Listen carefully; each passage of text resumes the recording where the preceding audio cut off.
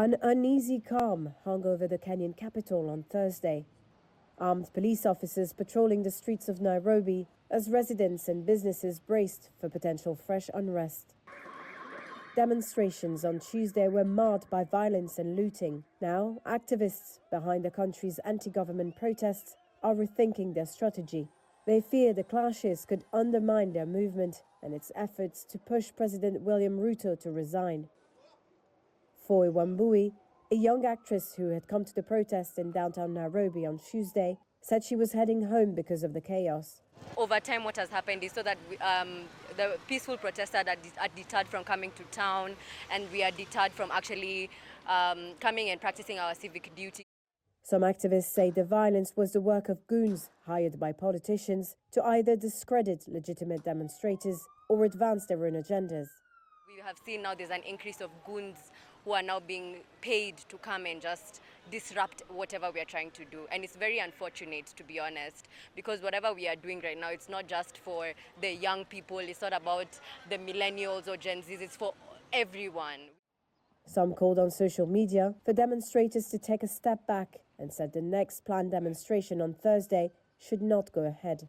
Njoki Wamae is a Nairobi-based political scientist. It's no longer the movement that started, it's morphed to something else.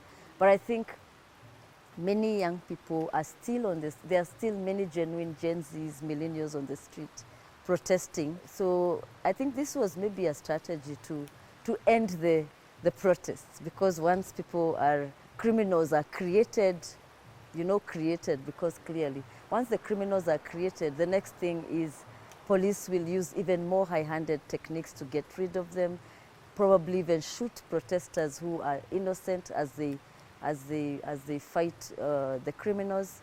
And then from there, it's branded, these are criminal elements, and so the protests end. Kenya's government spokesperson did not respond to a request for comment. In official statements, the government has generally distinguished between peaceful protesters and those they brand as criminals that have hijacked the demonstrations. But their allies have seized on the violence to try and discredit the movement. The initial protests last month against proposed tax hikes were overwhelmingly peaceful, although the police fired tear gas and water cannon.